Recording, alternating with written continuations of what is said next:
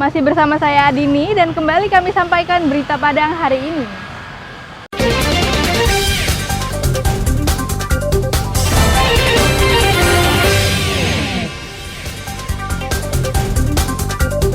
KPU Padang distribusikan surat suara ke seluruh kecamatan. Bawaslu Bukit Tinggi tertibkan alat peraga kampanye yang masih terpasang di masa tenang. Komisi Pemilihan Umum Kota Solo distribusikan surat suara.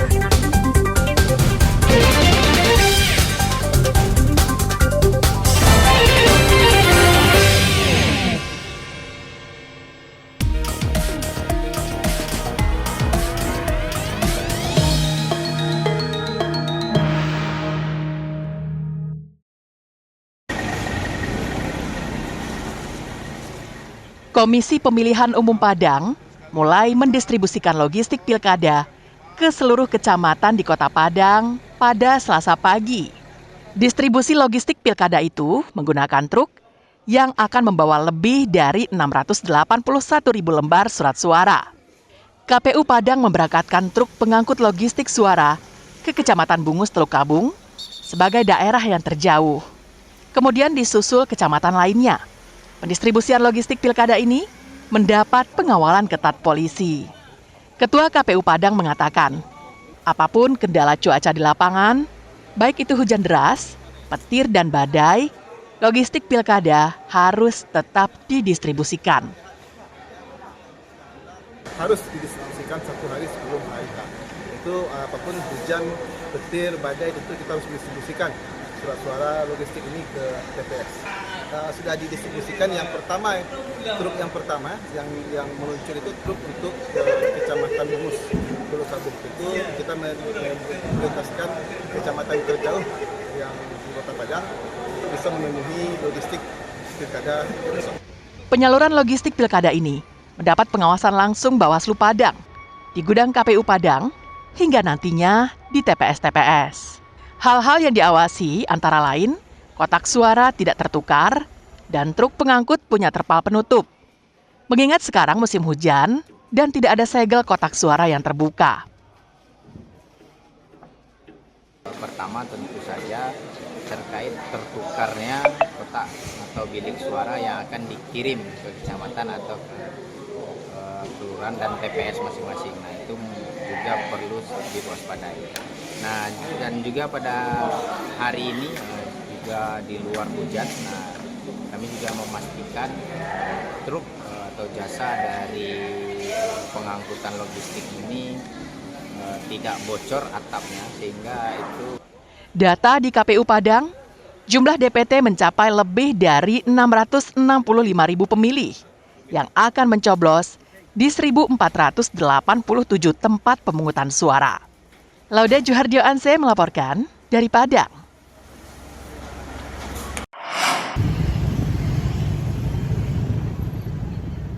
Satu hari jelang pelaksanaan pilkada serentak, Badan Pengawas Pemilihan Umum Bukit Tinggi bersama tim gabungan melakukan penertiban alat peraga kampanye yang masih terpasang.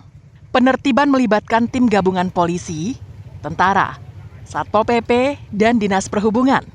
Tim menyisir seluruh ruas jalan utama dan permukiman untuk membuka langsung APK yang masih terpasang di masa tenang. Seluruh APK yang dibongkar dibawa ke markas Satpol PP untuk dimusnahkan.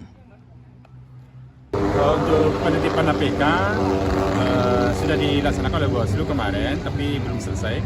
Kita laksanakan penitipan sampai malam dan cuaca kurang mendukung ya, karena hujan. Kemudian kita lanjutkan pagi tadi sudah apel jam 9 untuk bergerak lagi untuk penitipan APK yang besar-besar ya, yang ada di billboard atau baliho, itu yang jadi target kita hari ini. Dan tentu hari ini karena hari terakhir masa tenang, harus sudah bersih semuanya. Untuk membongkar APK itu, Bawaslu menggunakan 2 mobil tangga otomatis. Pasalnya, beberapa APK berukuran besar dan dipasang di tempat yang tinggi. Dina Amrina melaporkan dari Bukit Tinggi. Padang khusus. Menyaksikan pembukaan gudang KPU Kota Solo. Sehari menjelang hari pemungutan suara Pilkada, Komisi Pemilihan Umum Kota Solo pada Selasa pagi mulai mendistribusikan logistik pemilu ke tempat pemungutan suara yang tersebar di 2 kecamatan di Solo. Jumlah total surat suara yang didistribusikan itu mencapai hampir 60.000 surat suara untuk pemilihan gubernur wakil gubernur serta pemilihan wali kota wakil wali kota mempunyai jumlah surat suara yang sama. Pendistribusian surat suara ini dikawal ketat oleh tentara, polisi, dan kejaksaan. Pihak Bawaslu juga ikut mengawal dan memantau distribusi surat suara itu.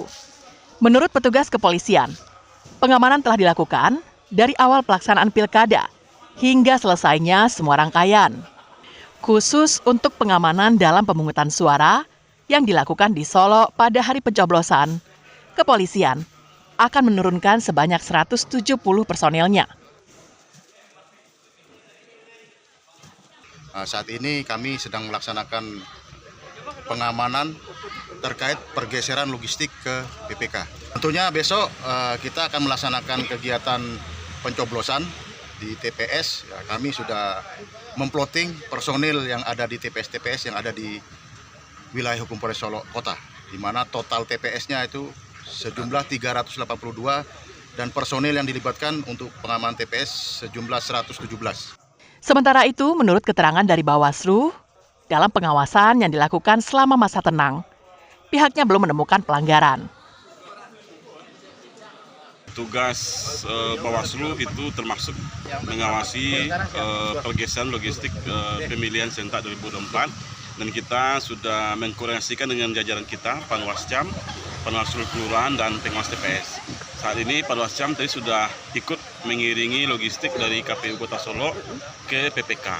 Ya, selama masa tenang ini kita belum menerima laporan ataupun menemukan adanya dugaan pelanggaran. Dalam pilkada serentak yang digelar hari ini, di Solo terdapat 170 TPS reguler dan 1 TPS khusus. Kiarnadi melaporkan dari Solo.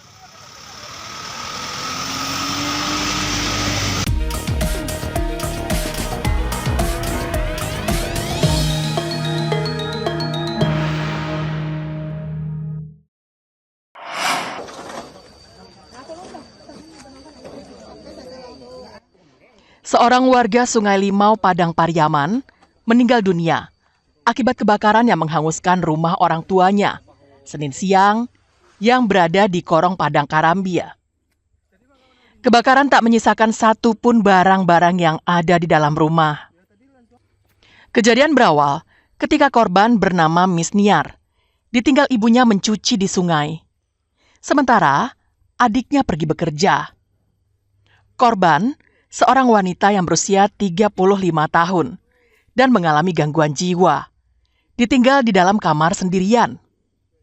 Ibunya pergi mencuci di sungai, sedangkan adik korban pergi bekerja. Tidak ada yang mengetahui peristiwa kebakaran itu terjadi dan apa penyebabnya. Saat sang ibu pulang dari mencuci di sungai, dilihatnya rumah telah menjadi puing-puing dan anaknya pun telah tewas. Rumah yang terbakar ini jauh dari keramaian dan berada di atas bukit. Untuk mencapainya, hanya bisa dengan berjalan kaki melewati jalan setapak.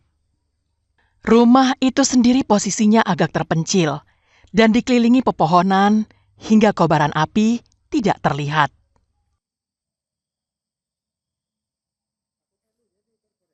Ibunya pergi ke sungai, pergi nyuci.